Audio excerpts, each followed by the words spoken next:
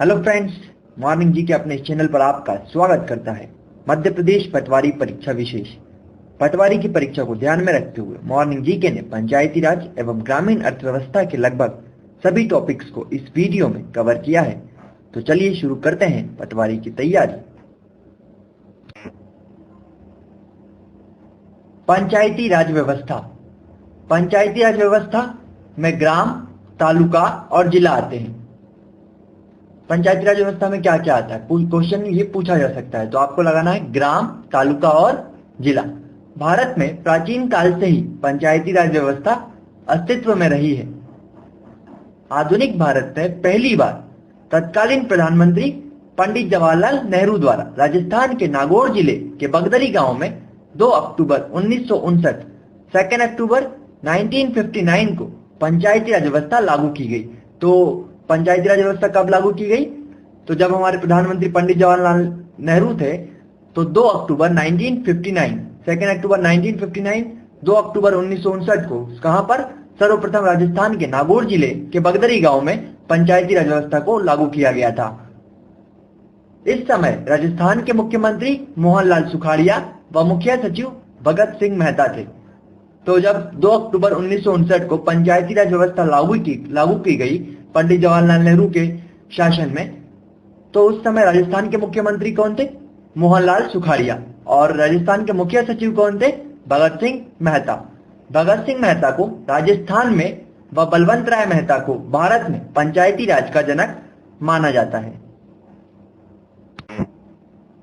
संवैधानिक प्रावधान। संविधान के अनुच्छेद 40 में राज्यों को पंचायतों के गठन का निर्देश दिया गया है। ये क्वेश्चन पूछा जा सकता है कि राज्यों को पंचायतों के गठन का निर्देश दिया गया है किस अनुच्छेद में? तो अनुच्छेद 40। 1993 में संविधान में 73वां संविधान संशोधन करके पंचायत राज संस्था को संवैधानिक मान्यता दे दी गई है। आपसे पूछा जाएगा कि पंचायत राज संस्था को संवैधानिक मान्यता किस संविधान संशोधन अधिनियम द्वारा दी गई? तो आपको लगाना है 73वां संविधान संशोधन अधिनियम 1993। संविधान में भाग 9 को पुनः जोड़कर तथा इस भाग में 16 नए अनुच्छेदों 243 से 243 अड़ा तक और संविधान में 11वीं अनुसूची जोड़कर पंचायत के गठन, पंचायत के सदस्यों के चुनाव, सदस्यों के लिए आरक्षण तथा पंचायत के कार्यों के संबंध में व्यापक प्रावधान किए गए हैं। थोड़ा सा इस लाइन को समझते हैं। तो संविधान के भाग 9, आपको याद रखना है कि पंचायती राज से क्या क्या संबंधित है। पंचायती राज से संबंधित है संविधान का भाग 9 और उसमें कितने अनुच्छेद है? 16 नए अनुच्छेद है 243 से 208 तक। और ये किस अनुसूची में जोड़ा गया? तो 11वीं अनुसूची में। संविधान के भाग 9 में 16 नए अनुच्छेद और 11वीं अनुसूची में पंचायत के गठन, पंचायत के सदस्यों के चुनाव, सदस्यों के लिए आरक्षण तथा पंचायत के कार्यों के संबंध में व्यापक प्रावधान है। तो पंचायत से रिलेटेड कौन सा भाग है हमारे संविधान का? भाग 9। उसमें कितने अनुच्छेद है? 16 नए अनुच्छेद है 243 से 243 अड़ा तक। और कौन सी अनुसूची में? 11वीं अनुसूची। विभिन्न राज्यों में पंचायत समिति के नाम। किन किन राज्यों में पंचायत समिति को क्या कहकर बुलाते हैं? तो देखते हैं, बिहार, महाराष्ट्र, पंजाब और राजस्थान। इन 4 राज्यों में पंचायत समिति का नाम है पंचायत समिति, उसी नाम से जाना जाता है। कहां पर? बिहार, महाराष्ट्र, पंजाब, राजस्थान। यहां पर पंचायत समिति को कहा जाता है पंचायत समिति। आंध्र प्रदेश में मंडल पंचायत के नाम से, तमिलनाडु में पंचायत यूनियन के नाम से, पश्चिम बंगाल में आंचलिक परिषद के नाम से, कर्नाटक में तालुका डेवलपमेंट बोर्ड के नाम से, अरुणाचल प्रदेश में अंचल समिति, असम में आंचलिक पंचायत, मध्य प्रदेश में जनपद पंचायत। ये याद रखना आपको, ये बहुत ही खास है। ये आपको याद रखना है कि मध्य प्रदेश में पंचायत समिति को किस नाम से जाना जाता है। तो आपको उत्तर लगाना है, आपको आंसर लगाना है जनपद पंचायत। मध्य प्रदेश में जनपद पंचायत, उत्तर प्रदेश में क्षेत्र समिति। आधुनिक समय व्यवस्था का प्रारंभ। स्वतंत्रता प्राप्ति के बाद गांधी जी के प्रभाव से पंचायती राज व्यवस्था पर विशेष बल दिया गया और इसके लिए केंद्र में पंचायती राज एवं सामुदायिक विकास मंत्रालय की स्थापना की गई और एस के डे को इस विभाग का मंत्री बनाया गया। तो गांधी जी के प्रभाव से पंचायती राज व्यवस्था पर विशेष बल दिया जा रहा है। ठीक है, तो केंद्र में पंचायती राज एवं सामुदायिक विकास मंत्रालय की स्थापना भी हो गई और वो उस स्थापना में मंत्री किसको बनाया गया? एस.के. डे को। ठीक है, इसके बाद 2 अक्टूबर 1952, ये डेट याद रख लीजिए, 2 अक्टूबर 1952 को इस उद्देश्य के साथ सामुदायिक विकास कार्यक्रम प्रारंभ किया गया। पूछा जाएगा कि सामुदायिक विकास कार्यक्रम का प्रारंभ किस तिथि को किया गया, किस दिनांक को किया गया? तो 2 अक्टूबर 1952। सामान्य जनता को विकास प्रणाली से अधिक सहयुक्त किया जाए, इस कार्यक्रम के अधीन खंड को इकाई मानकर खंड के विकास हेतु सरकारी कर्मचारियों के साथ सामान्य जनता को विकास की प्रक्रिया से जोड़ने का प्रयास किया गया, लेकिन जनता को अधिकार नहीं दिया गया, जिस कारण यह सरकारी अधिकारियों तक सीमित रह गया और यह असफल हो गया। तो सामुदायिक विकास कार्यक्रम क्या हो गया? असफल हो गया। क्यों असफल हो गया? क्योंकि ये जनता को इसमें बिल्कुल भी अधिकार नहीं दिया गया और सरकारी अधिकारियों तक ही ये सीमित रह गया। तो सामुदायिक विकास कार्यक्रम असफल हो गया। ये कब प्रारंभ किया गया था? 2 अक्टूबर 1952 को। अब आगे चलते हैं। इसके बाद 2 अक्टूबर 1953, 2 अक्टूबर 1953 को राष्ट्रीय प्रसार सेवा प्रारंभ किया गया। राष्ट्रीय प्रसार सेवा का प्रारंभ किया गया, पूछा जाएगा। तो 2 अक्टूबर 1953 आपको आंसर लगाना है और वो भी क्या हो गया? असफल हो गया। बलवंत राय मेहता समिति सामुदायिक विकास कार्यक्रम तथा राष्ट्रीय प्रसार सेवा के असफल होने के बाद पंचायत राज व्यवस्था को मजबूत बनाने की सिफारिश करने के लिए 1957 में बलवंत राय मेहता की अध्यक्षता में ग्रामोद्धार समिति का गठन किया गया। हमने अभी पढ़ा था कि राष्ट्रीय प्रसार सेवा और सामुदायिक विकास कार्यक्रम जो है असफल हो गया, तो उसके बाद भी प्रयत्न जारी रहा पंचायती राज व्यवस्था को बल देने के लिए और सन 1957 में बलवंत राय मेहता की अध्यक्षता में ग्रामोद्धार समिति का गठन किया गया। पूछा जाएगा कि बलवंत राय मेहता समिति का गठन कब किया गया था? तो 1957 में किया गया था। इस समिति ने गांवों के समूहों के लिए प्रत्यक्षतः निर्वाचित पंचायतों, खंड स्तर पर निर्वाचित तथा नामित सदस्यों वाली पंचायत समितियों तथा जिला स्तर पर जिला परिषद गठित करने का सुझाव दिया। सिंपल सी बात है कि बलवंत राय मेहता समिति ने ही त्रिस्तरीय पंचायती राज व्यवस्था का सुझाव दिया। तो पूछा जाएगा कि सबसे पहले त्रिस्तरीय पंचायती राज व्यवस्था का सुझाव या त्रिस्तरीय पंचायती राज व्यवस्था पर बल किसने दिया? तो वो है बलवंत राय मेहता समिति। हम आपको बता दें कि इसमें जो है हम बहुत ही खास टॉपिक को लेकर चल रहे हैं, जिससे कि आप डायरेक्टली उससे इंटरेक्ट हो चुके हैं। तो इसमें भी आप देखेंगे 73वां संविधान संशोधन, बहुत ही इंपॉर्टेंट टॉपिक। 1988 में पी के थुंगन समिति, बलवंत राय मेहता की समिति के बाद सबसे जो फेमस समिति होने वाली है वो है पी के थुंगन समिति। 1988 में जो है गठित हुई थी। 1988 में पी के थुंगन समिति का गठन पंचायती संस्थाओं पर विचार करने के लिए किया गया। इस समिति की सिफारिश के आधार पर पंचायती राज को संवैधानिक मान्यता प्रदान करने के लिए 1989 में 64वां संविधान संशोधन लोकसभा में पेश किया गया, जिसे लोकसभा के द्वारा पारित कर दिया गया, लेकिन राज्यसभा के द्वारा नामंजूर कर दिया गया।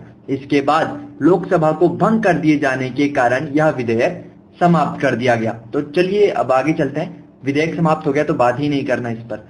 इसके बाद 16 दिसंबर 1991, अब आती है इंपॉर्टेंट बात। इसके बाद 16 दिसंबर 1991 को 72वां संविधान संशोधन विधेयक पेश किया गया, जिसे संयुक्त संसदीय समिति या प्रवर समिति को सौंप दिया गया। इस समिति ने विधेयक पर अपनी सम्मति जुलाई 1992 में दी और विधेयक के क्रमांक को बदलकर 73वां संविधान संशोधन विधेयक कर दिया गया। तो हमें सिर्फ याद क्या रखना है अब? 73वां संविधान संशोधन विधेयक, जिसे 22 दिसंबर 1992 को लोकसभा ने तथा 23 दिसंबर 1992 को राज्यसभा ने पारित कर दिया गया। तो सिंपल है, 73वां संविधान संशोधन विधेयक को 22 दिसंबर 1992 में किसने पारित किया? लोकसभा ने। और 23 दिसंबर 1992 को किसने पारित कर दिया? राज्यसभा ने। दोनों की मंजूरी हो गई। 17 राज्य विधानसभाओं के द्वारा अनुमोदित किए जाने पर इसे राष्ट्रपति की सम्मति के लिए उनके समक्ष पेश किया गया। अब भैया 17 राज्य विधानसभाओं ने इसे अनुमोदित कर दिया किया, उसके बाद हमने राष्ट्रपति को इसकी सम्मति के लिए उनके समक्ष पेश किया और राष्ट्रपति ने इस पर 20 अप्रैल 1993 को अपनी सम्मति दे दी। राष्ट्रपति ने इसको सम्मति कब दी? अगर ये पूछा जाए तो आपको लगाना है 20 अप्रैल 1993 को, लेकिन इसे परिवर्तित कब किया गया? 24 अप्रैल 1993 को। तो आपको सिंपल सा याद रखना है कि 73वां संविधान संशोधन विधेयक को प्रवर्तित कब कर दिया गया, लागू कब कर दिया गया? तो 24 अप्रैल 1993 को पूरे देश में लागू कर दिया गया। इस वजह से हम 24 अप्रैल को जो है पंचायती राज दिवस मनाते हैं। पंचायत व्यवस्था से संबंधित प्रावधान। अब भैया पंचायत व्यवस्था बन गई तो उससे संबंधित कुछ प्रावधान भी होंगे, संविधान में जोड़ा गया तो उसमें कुछ प्रावधान तो होंगे ही होंगे। तो हमें अब पढ़ना है कि उसमें आखिर है क्या क्या। पंचायत व्यवस्था के अंतर्गत सबसे निचले स्तर पर ग्राम सभा होगी। सबसे इंपॉर्टेंट क्वेश्चन पूछा जाएगा, पंचायत व्यवस्था के अंतर्गत सिर्फ इनमें से कौन सा सबसे निचले स्तर पर होगा? तो आपको चुपचाप से देखना है ग्राम सभा कहां पर है और उस पर टिक करना है। इसमें एक या एक से अधिक गांव शामिल किए जा सकते हैं। ग्राम सभा में क्या हो सकता है, या तो एक गांव या एक से अधिक गांव शामिल किए जा सकते हैं। ग्राम सभा की शक्तियों के संबंध में राज्य विधान मंडल द्वारा कानून बनाया जाएगा। ये पूछा जाएगा कि ग्राम सभा की शक्तियों के संबंध में कौन कानून बनाएगा? आपको आंसर लगाना है राज्य विधान मंडल। जिन राज्यों की जनसंख्या 20 लाख से कम है, वैसे राज्य जिनकी जनसंख्या 20 लाख से कम है, उनमें 2 स्तरीय पंचायत अर्थात जिला स्तर और गांव स्तर पर का गठन किया जाएगा। और 20 लाख की जनसंख्या से अधिक वाले राज्यों में त्रिस्तरीय पंचायत राज्य अर्थात गांव, मध्यवर्ती तथा जिला स्तर पर इसकी स्थापना की जाएगी। इसको समझ लेते हैं थोड़ा सा कि राज्य हैं, जिस राज्य में जनसंख्या जो है 20 लाख से कम होगी वहां पर पंचायत व्यवस्था कैसी होगी? द्विस्तरीय। कौन कौन सी? जिला स्तर और गांव स्तर। अच्छा, अगर जनसंख्या 20 लाख से अधिक है उन राज्यों में त्रिस्तरीय पंचायत व्यवस्था होगी। और उनमें कौन कौन से आएंगे त्रिस्तरीय में? गांव, मध्यवर्ती और जिला स्तर की स्थापना की जाएगी। सभी स्तर के पंचायतों के सभी सदस्यों का चुनाव व्यस्त मतदाताओं द्वारा प्रत्येक 5वें वर्ष में किया जाएगा। अच्छा, सभी स्तर के पंचायत राज्यों के सभी सदस्यों का चुनाव व्यस्त मतदाता करेंगे, ये तो पक्का है, लेकिन कितने समय में किया जाएगा? तो आपको लगाना है हर 5वें वर्ष में किया जाएगा। प्रत्येक 5 वर्ष में इसका चुनाव होना है पंचायतों के सभी सदस्यों का। गांव स्तर के पंचायत के अध्यक्ष का चुनाव प्रत्यक्ष रूप से चुनाव होगा। जो गांव स्तर का पंचायत होगा उसका चुनाव प्रत्यक्ष रूप से होगा, और जो मध्यवर्ती एवं जिला स्तर के पंचायत के अध्यक्ष के चुनाव होंगे वो अप्रत्यक्ष रूप से हो जाएंगे। तो ये पूछा जाएगा कि गांव स्तर के पंचायत का चुनाव किस रूप में होता है? तो डायरेक्ट प्रत्यक्ष, और मध्यवर्ती एवं जिला स्तर के पंचायत के अध्यक्ष का चुनाव होता है इनडायरेक्ट अप्रत्यक्ष रूप से। इसके बारे में हम आगे भी बात करेंगे, तो अभी चलते हैं आगे। पंचायत के सभी स्तरों पर अनुसूचित जाति तथा अनुसूचित जनजाति के सदस्यों के लिए उनके अनुपात में आरक्षण प्रदान किया जाएगा तथा महिलाओं के लिए 30% आरक्षण 30% आरक्षण होगा। इसको आप थोड़ा कंफर्म कर लीजिएगा कि महिलाओं के लिए कितना आरक्षण होगा। वैसे महिलाओं के लिए 1/3 आरक्षण होता है, तो यहाँ पे 30% है, आप इसको थोड़ा कंफर्म कर लीजिए। 1/3 आरक्षण होगा, ये तो कंफर्म है। पंचायत के सभी स्तरों पर अनुसूचित जाति तथा अनुसूचित जनजाति के सदस्यों के लिए उनके अनुपात में आरक्षण प्रदान किया जाएगा। ये भी तय है, आरक्षण दिया जाएगा किनको? अनुसूचित जाति और अनुसूचित जनजाति के सदस्यों को। और महिलाओं के लिए 1/3 आरक्षण होगा। सभी स्तर की पंचायतों का कार्यकाल 5 वर्षों का होगा। हमने ये पढ़ चुके कि चुनाव कब होना है? प्रत्येक 5वें वर्ष में। तो कार्यकाल कितने वर्ष का हो गया? 5 वर्ष का। लेकिन इनका विघटन 5 वर्ष के पहले भी किया जा सकता है। 5 वर्ष से पहले भी इसका विघटन हो सकता है, लेकिन विघटन की दिशा में 6 मास के अंतर्गत चुनाव कराना आवश्यक होगा। अगर पंचायतों के कार्यकाल का विघटन 5 वर्षों से पहले हो गया तो उस स्थिति में 6 महीने के अंदर अंदर चुनाव कराना आवश्यक होगा। राज्य विधानमंडल कानून बनाकर पंचायतों को उपयुक्त स्थानीय कर लगाने, उन्हें वसूल करने तथा उनसे प्राप्त धन को व्यय करने का अधिकार प्रदान कर सकती है। पूछा जा सकता है कि इनमें से कौन कानून बनाकर पंचायतों को उपयुक्त स्थानीय कर लगाने, उन्हें वसूल करने, उनसे प्राप्त धन को व्यय करने का अधिकार प्रदान कर सकती है? तो उसका भी उत्तर होगा राज्य विधानमंडल। पंचायतों की वित्तीय अवस्था के संबंध में जांच करने के लिए प्रति 5वें वर्ष वित्तीय आयोग का गठन किया जाएगा, जो राज्यपाल को अपनी रिपोर्ट सौंपेगा। ये तो पक्का है कि वित्तीय अवस्था के संबंध में जांच करने के लिए हर 5वें वर्ष वित्तीय आयोग का गठन होगा। लेकिन वित्तीय आयोग अपनी रिपोर्ट किसको सौंपेगा? वो रिपोर्ट सौंपेगा अपने राज्यपाल को, उस राज्य के राज्यपाल को। तो पूछा जा सकता है कि वित्तीय आयोग पंचायतों की वित्तीय अवस्था के संबंध में जो रिपोर्ट है वो किसको प्रस्तुत करता है? तो उस राज्य के राज्यपाल को। पंचायतों को कौन सी शक्तियां प्राप्त होंगी और वे किन उत्तरदायित्वों का निर्वाह करेंगी, इसकी सूची संविधान में 11वीं अनुसूची में दी गई है। इस सूची में पंचायतों के कार्य निर्धारण के लिए 29 कार्य क्षेत्रों यानी कि 29 विषयों को चिन्हित किया गया है। तो पंचायत 11वीं अनुसूची में कितने विषय हैं? 29 विषय हैं, 29 कार्य क्षेत्रों को चिन्हित किया गया है। और ये किस भाग में रखे गए हैं संविधान में? तो भाग 9। याद रखिएगा कि इसमें कंफ्यूज मत होइए, अनुसूची में 11वीं अनुसूची लगाना है और भाग 9 लगाना है। और विषय कितने हैं? 29, यानी कार्य क्षेत्र कितने हैं? 29। 29 पंचायतों को कौन सी शक्तियां प्राप्त होंगी, वे किन उत्तरदायित्वों का निर्वाह करेंगी, इसकी सूची संविधान में 11वीं अनुसूची में दी गई है। इस सूची में पंचायतों के कार्य निर्धारण के लिए 29 कार्य क्षेत्रों को चिन्हित किया गया है। अब और भी खास, पंचायतों की संरचना आखिर ये बना कैसे, आखिर है क्या ये पंचायत? संविधान 73वां संविधान संशोधन अधिनियम 1992 द्वारा त्रिस्तरीय पंचायती राज व्यवस्था का प्रावधान किया गया है। इसके अनुसार सबसे निचले अर्थात ग्राम स्तर पर ग्राम पंचायत के गठन का प्रावधान है। मध्यवर्ती अर्थात खंड स्तर पर क्षेत्र पंचायत या जनपद पंचायत और सबसे उच्च अर्थात जिला स्तर पर जिला पंचायत के गठन का प्रावधान किया गया है। हम यहाँ समझ लेते हैं इसको। त्रिस्तरीय पंचायती राज की संरचना, आखिर ये त्रिस्तरीय पंचायती राज है क्या? तो स्तर होंगे, यहाँ पे 3 स्तर होंगे त्रिस्तरीय में, ग्राम स्तर, खंड या ब्लॉक स्तर और जिला स्तर। ग्राम स्तर सबसे निचला, उसकी संरचना ग्राम स्तर में होती है ग्राम पंचायत और उसका मुख्य अधिकारी होगा प्रधान या मुखिया या सरपंच। और इसका निर्वाचन कैसे होगा? हम ये पढ़ चुके हैं कि ग्राम स्तर का जो ग्राम पंचायत है उसका निर्वाचन कैसे होगा? प्रत्यक्ष रूप से। खंड स्तर या ब्लॉक स्तर, इसमें संरचना कैसी होगी? क्षेत्र पंचायत। ब्लॉक स्तर पर क्या होगा? क्षेत्र पंचायत या होगा जनपद पंचायत। तो उसका जो प्रमुख होता है वो क्षेत्र पंचायत का प्रमुख ही उसका प्रमुख होगा। और इसका निर्वाचन कैसा होगा? अप्रत्यक्ष रूप से, इनडायरेक्ट। ये याद रखिएगा कि निर्वाचन कैसा होना, ये पूछा जा सकता है। जिला स्तर, सबसे उच्च स्तर कौन सा होगा? जिला स्तर।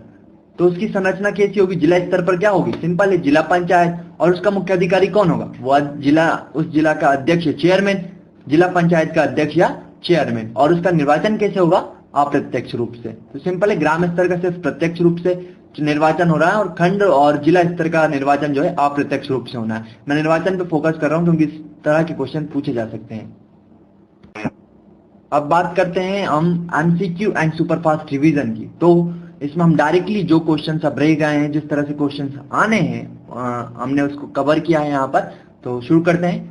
पंचायती राज संस्थाओं को नया स्वरूप देने के लिए संविधान का कौन सा संशोधन अधिनियम पारित हुआ? तो आपको याद होगा, ये तो 73वां संविधान संशोधन अधिनियम 1992। अच्छा, पंचायत समिति का सचिव कौन होता है? Correct question. पंचायत समिति का सचिव कौन होता है? आपको बताना है, प्रखंड विकास पदाधिकारी। जिला परिषद का मुख्य कार्यपालक अधिकारी सह सचिव कौन होता है? अच्छा, जिला परिषद है, उसका जो मुख्य कार्यपालक अधिकारी होगा, मुख्य कार्यपालक अधिकारी सह सचिव कौन होगा? उप विकास आयुक्त। ये याद रख लीजिए, थोड़ा सा कंफ्यूज कर रहा है लेकिन इसे याद कर लीजिए। ग्राम पंचायत में सरकारी पदाधिकारी कौन होता है? ग्राम पंचायत है, उसमें जो सरकारी पदाधिकारी होगा वो होगा पंचायत सेवक। जो पंचायत का सेवक होगा वही ग्राम पंचायत में सरकारी पदाधिकारी होगा। पंचायत समिति का मुख्यालय कहाँ होता है? किसी भी पंचायत समिति का मुख्यालय उसके प्रखंड में होता है। पंचायती संस्थाओं के कर्तव्यों की सूची संविधान के किस अनुसूची में दी गई है? अनुसूची की बात हो गई, सिंपल है, 11वीं अनुसूची। ग्राम कचहरी का प्रधान कौन होता है? ग्राम कचहरी का प्रधान सरपंच होता है। सरकार सरपंच को हटा सकती है यदि 2/3 पक्ष सरपंच के विरुद्ध अविश्वास का प्रस्ताव कर दें। तो ये पूछा जा सकता है कि सरकार सरपंच को कब हटा सकती है? तो हटा सकती है अगर 2/3 पंच सरपंच के विरुद्ध अविश्वास का प्रस्ताव कर दें। कितना तिहाई? 2/3।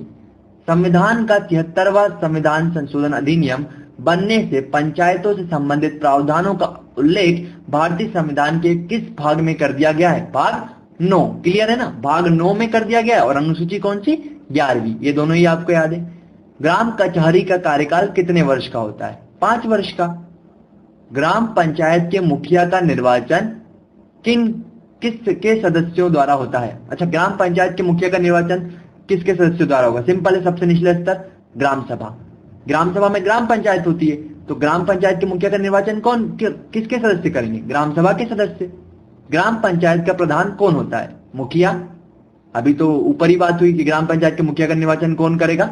ग्राम सभा के सदस्य। तो ग्राम पंचायत का प्रधान कौन होगा? मुखिया। निम्नलिखित में से ग्राम पंचायत के अंग चुनिए। कौन सा इसमें से ग्राम पंचायत का अंग है? निम्नलिखित तो है ही नहीं हमारे पास, फिर भी बता देते हैं। ग्राम पंचायत का जो अंग होता है वो होता है ग्राम सभा। संविधान के किस भाग में पंचायती राज व्यवस्था का वर्णन है? तो आपको पता ही है, भाग 9 में।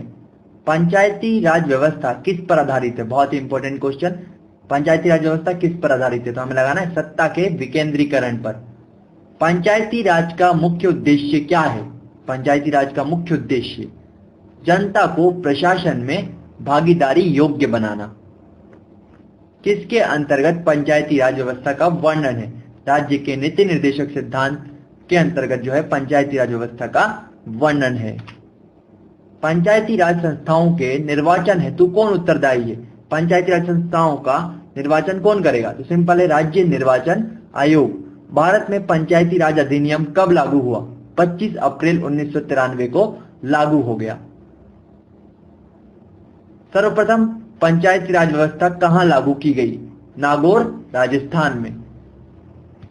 इससे ऊपर वाला क्वेश्चन है, भारत में पंचायती राज अधिनियम कब लागू हुआ? तो हमें ये तो पता है कि 24 अप्रैल 1993 को संपूर्ण देश में पंचायती राज जो है व्यवस्था लागू हो गई, लेकिन उसके अगले दिन से इसका क्रियान्वयन चालू हो गया। इस वजह से यहाँ पर जो डेट दी गई है वो है 25 अप्रैल 1993।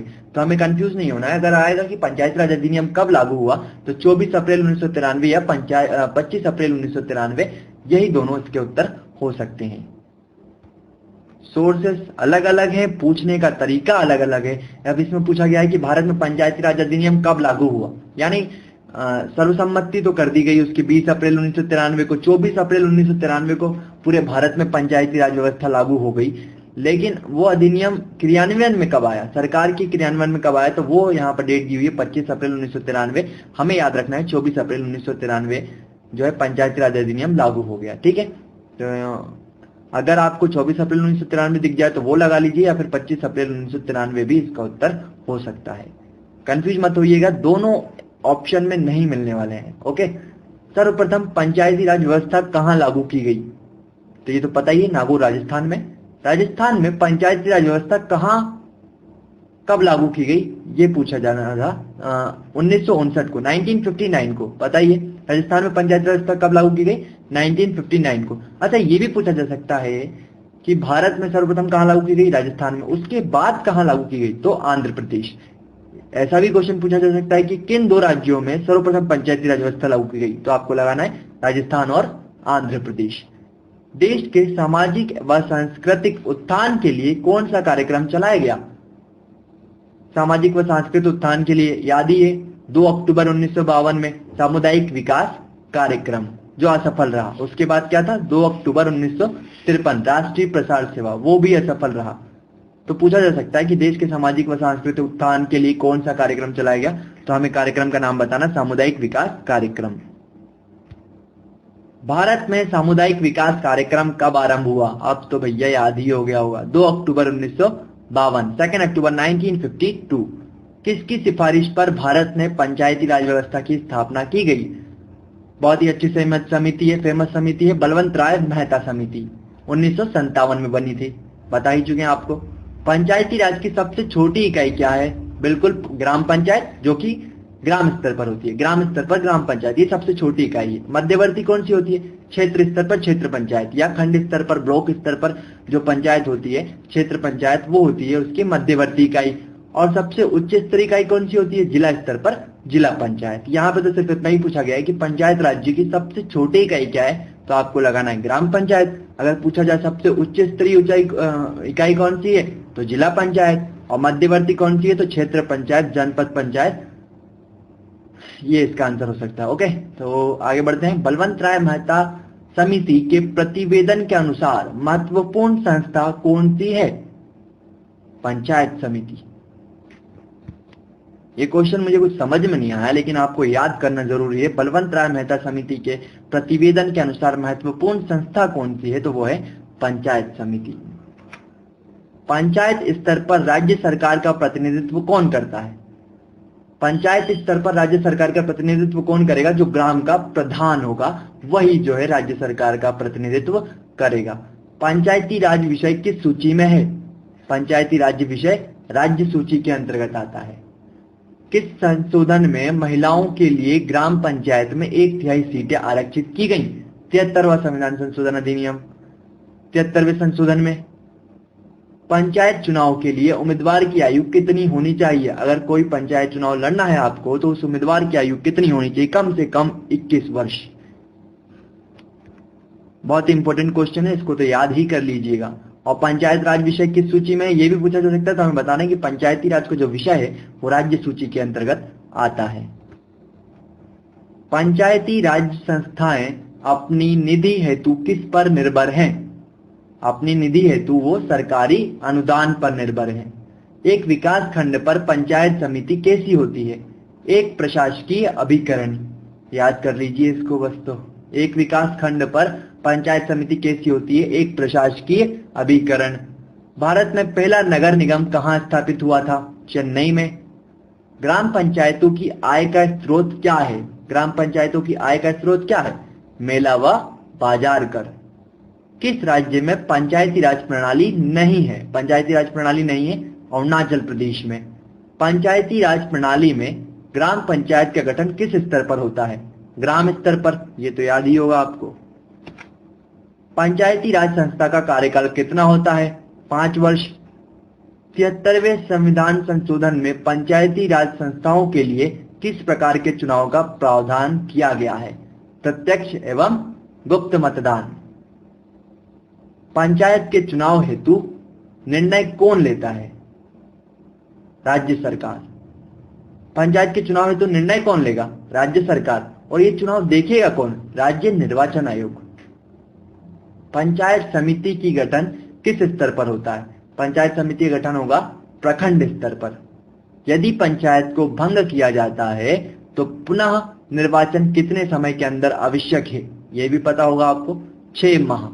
6 महीने के अंदर चुनाव होना आवश्यक है अगर पंचायत समिति का विघटन हो जाता है, वो अगर भंग हो जाती है 5 वर्षों से पहले।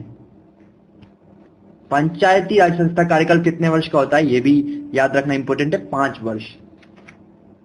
73वें संविधान संशोधन के अनुसार सबसे पहले किस राज्य में पंचायती राज व्यवस्था लागू किया गया? 73वें संविधान संशोधन के अनुसार अगर पूछे तो सबसे पहले किस राज्य में पंचायती राज व्यवस्था लागू की गई? मध्य प्रदेश। छत्तीसगढ़ पहले मध्य प्रदेश का हिस्सा था तो वहां पर भी हो सकता है। तो मध्य प्रदेश में जो है सबसे पहले 73वें संविधान संशोधन के अनुसार, उसके अनुसार उसमें जो नियम थे उसके अनुसार जो है सबसे पहले पंचायती राज व्यवस्था किस राज्य में लागू हुई? तो वो हमें उत्तर देना है मध्य प्रदेश। और ये क्वेश्चन आ सकता है क्योंकि हम मध्य प्रदेश पटवारी की ही तैयारी कर रहे हैं। नगरीय स्थानीय स्वशासन निकायों के चुनाव कौन करवाता है? वो भी कौन करवाएगा? राज्य निर्वाचन आयोग। नगरीय स्थानीय स्वशासन के निकायों का चुनाव कौन कराएगा? राज्य निर्वाचन आयोग। संविधान के किस अनुच्छेद में पंचायतों की शक्तियां, अधिकार एवं दायित्व बताए गए हैं? पंचायतों की शक्तियां, अधिकार एवं दायित्व बताए गए हैं अनुच्छेद 243 जी में। ठीक है, इसे याद रख लीजिए। पंचायतों की शक्तियां, अधिकार और दायित्व बताए गए हैं अनुच्छेद 243 जी में। अनुच्छेद 243 के अंदर कितने विषय हैं? टोटल कितने कार्य क्षेत्र हैं? 29 विषय। ये तो हम बता ही चुके हैं आपको। रायपुर में पंचायतों से संबंधित गोलमेज सम्मेलन की तिथि क्या थी? रायपुर में पंचायतों से संबंधित गोलमेज सम्मेलन हुआ था, उसकी तिथि थी जून 2004 में हुआ था। पंचायत के विघटन के बाद कितने समय से पूर्व निर्वाचन आवश्यक है? बिल्कुल, विघटन की तारीख से 6 माह से पहले। पंचायत के कार्यकाल का आरंभ कब से माना जाता है? पंचायत के प्रथम अधिवेशन के लिए नियत तारीख से।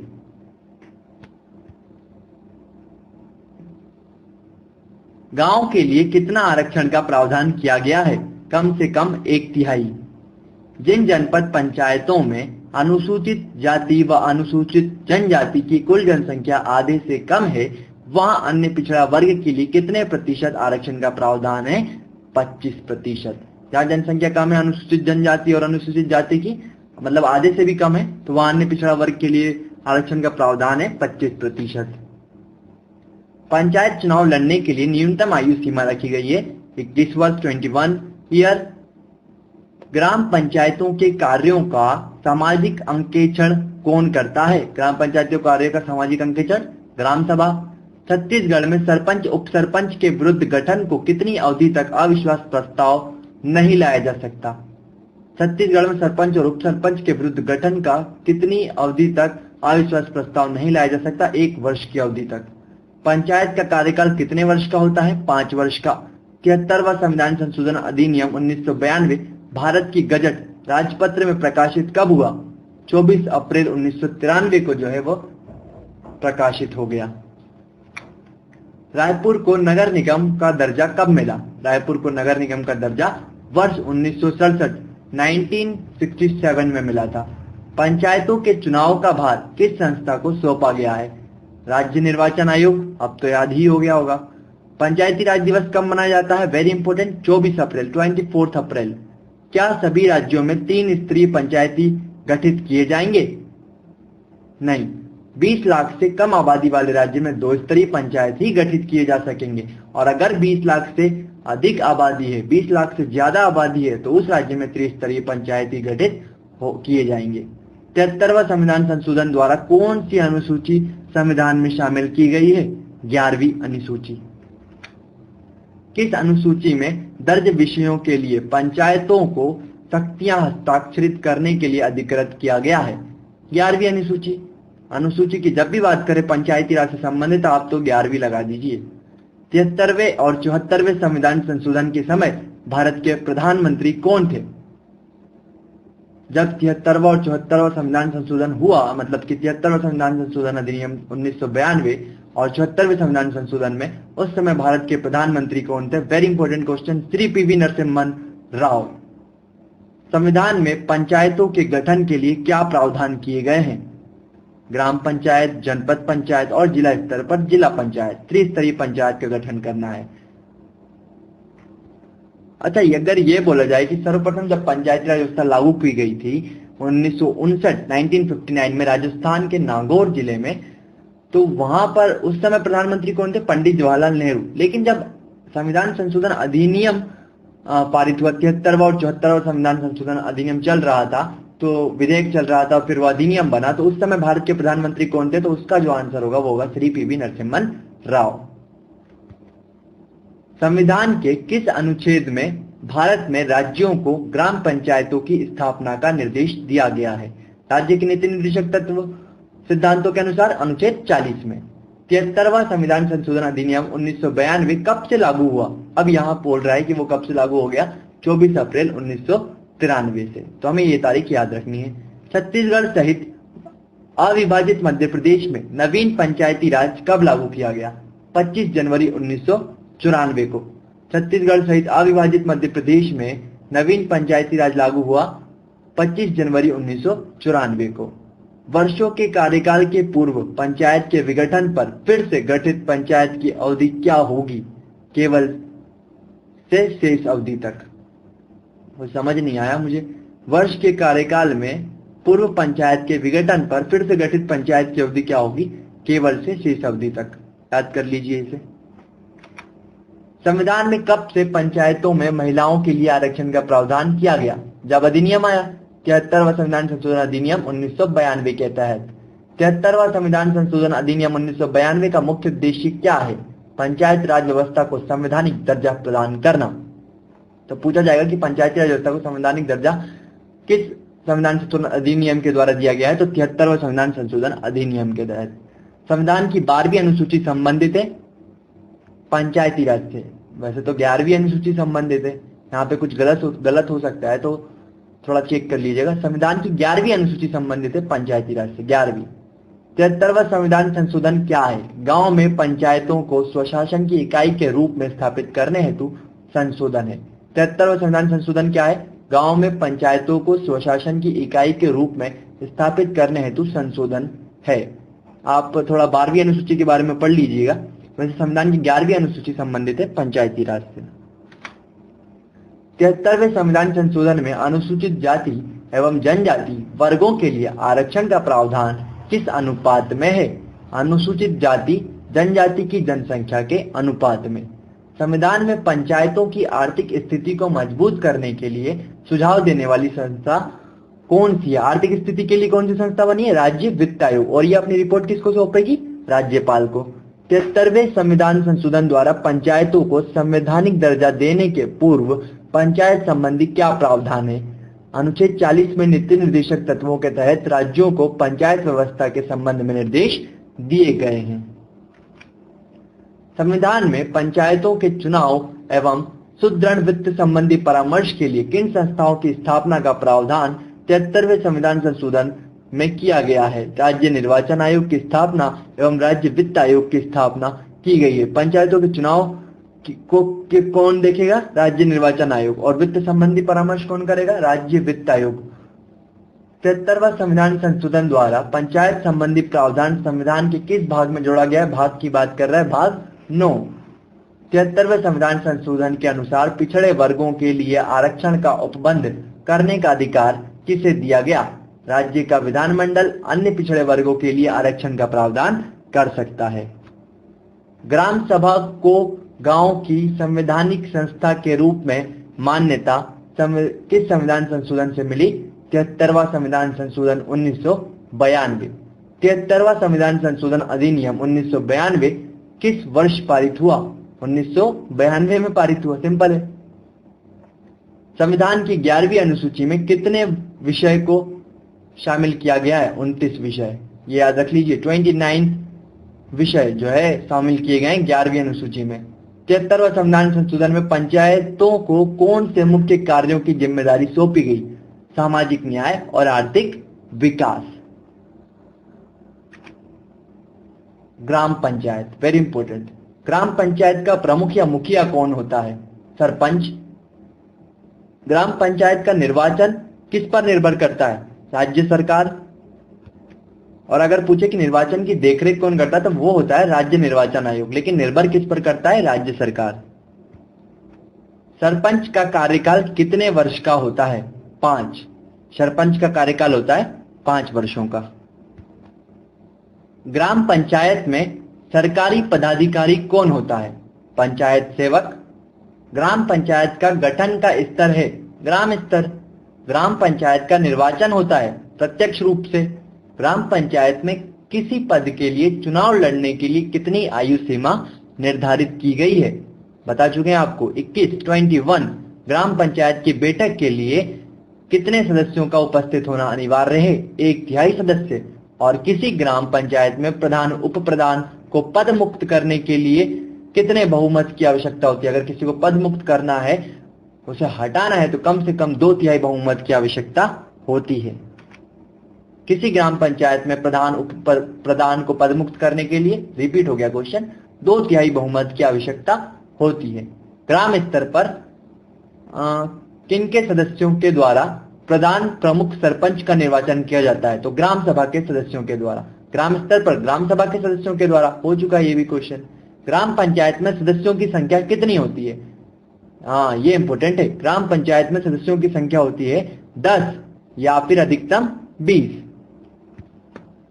ग्राम पंचायत में सदस्यों की संख्या कितनी होती है? 10 या फिर अधिकतम 20। ग्राम पंचायत का गठन किया जाता है 1000 से अधिक आबादी वाले गांव में। ग्राम पंचायत कहां गठित होगी? 1000 से अधिक आबादी वाले गांव में। मध्य प्रदेश में वर्तमान में कितनी ग्राम पंचायतें हैं? 23,012।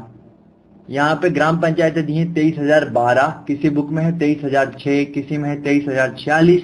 तो आपको 23,000 का आंकड़ा जो है याद रखना है। वैसे तो 23,012 मुझे लग रहा है करेक्ट है। तो मध्य प्रदेश में वर्तमान में कितनी ग्राम पंचायतें हैं? 23,012। कहीं कहीं 23,046 मिलेगा तो आप इसे कंफर्म कर लीजिएगा। वैसे 23,000 का आंकड़ा ठीक है। तो वर्तमान में कितनी ग्राम पंचायतें हैं? 23,012। सरपंच को उसके कार्यकाल के 2 वर्ष बाद कितने बहुमत द्वारा पद से हटाया जा सकता है? 2/3 बहुमत। सरपंच को उसके कार्यकाल के 2 वर्ष बाद कितने बहुमत द्वारा पद से हटाया जा सकता है? ऊपर भी पढ़ चुके हैं, 2/3 बहुमत द्वारा। तो इससे ऊपर वाले क्वेश्चन में भारत में मध्य प्रदेश में वर्तमान में कितनी ग्राम पंचायतें हैं? तो इसमें आप क्या आंकड़ा याद रखेंगे? 23,000 का। तो ऑप्शन में जब भी मिलेगा तो 23,000 मिलेगा। एक जगह और उसके अलावा 32,000 29,000 जो भी मिले, लेकिन 23,000 रिपीट नहीं होने वाला। तो हमें 23,000 याद रखना है और 23,012 यहाँ पर ये ग्राम पंचायत है, आप कंफर्म करेंगे ऑनलाइन। ग्राम पंचायत में सरपंच और सदस्यों यानी पंचों का निर्वाचन होता है जनता द्वारा प्रत्यक्ष रूप से। ग्राम पंचायत में सरपंच और सदस्यों यानी पंचों का निर्वाचन किस रूप में होता है? जनता द्वारा प्रत्यक्ष रूप से। और ग्राम पंचायत में उप सरपंच का निर्वाचन होता है पंचों द्वारा अप्रत्यक्ष रूप से। किसी जिला परिषद, पंचायत समितियों और ग्राम पंचायतों के निर्वाचन का अधिकार है राज्य निर्वाचन आयोग को। 73वां संविधान संशोधन अधिनियम 1992 के तहत पंचायतों के निर्वाचन का अधिकार किसे है?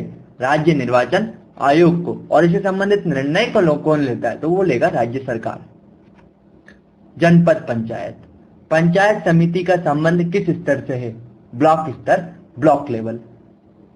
किसी पंचायत समिति का सचिव कौन होता है? प्रखंड विकास पदाधिकारी। खंड, ब्लॉक और जिला स्तर पर अध्यक्षों का निर्वाचन किस प्रणाली, किस सिस्टम पर आधारित होता है? अप्रत्यक्ष रूप से। ग्राम स्तर पर ग्राम पंचायत का चुनाव होता है प्रत्यक्ष रूप से, और जिला स्तर पर और ब्लॉक स्तर पर जो अध्यक्षों का निर्वाचन होता है वो होता है अप्रत्यक्ष रूप से। किसी जनपद पंचायत का मुख्य प्रशासकीय अधिकारी कौन होता है? जनपद पंचायत का मुख्य प्रशासकीय अधिकारी होता है सीईओ।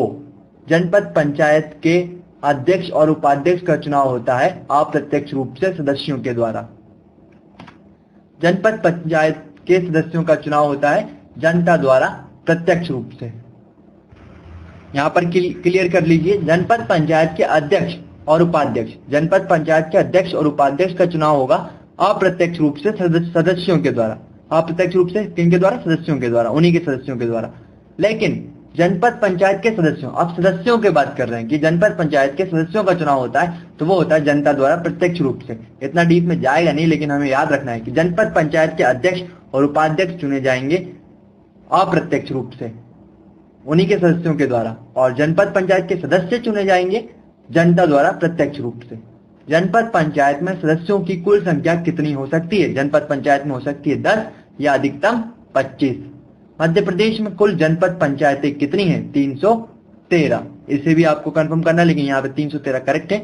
मध्य प्रदेश में कुल जनपद पंचायतें कितनी है? तो आपको नोट करना है क्या क्या जो है कंफर्म करना है। एक तो ग्राम पंचायत 23,012 दिया हुआ है, आपको कंफर्म करना है कि वो कितना है, और जनपद पंचायत का भी आंकड़ा आपको कंफर्म करना है। मध्य प्रदेश में कुल जनपद पंचायतें हैं 313, यहाँ पर दी हुई है, आपको इसे कंफर्म करना होगा। जनपद पंचायत का गठन किया जा सकता है 5,000 आबादी वाले विकासखंड स्तर पर। जनपद पंचायत कहाँ गठित हो जा सकती है? जहां 5,000 आबादी वाला विकासखंड स्तर हो। अब जिला पंचायत, सबसे उच्च स्तरीय पंचायत जिला पंचायत। जिला परिषद का प्रधान कौन होता है? अध्यक्ष या चेयरमैन। पंचायत राज व्यवस्था में सबसे उच्च यानी जिला स्तर किसका गठन का प्रावधान है? जिला पंचायत का। जिला पंचायत का गठन होता है 50,000 या अधिक आबादी वाले क्षेत्रों में। वर्तमान मध्य प्रदेश में कुल कितनी जिला पंचायतें हैं?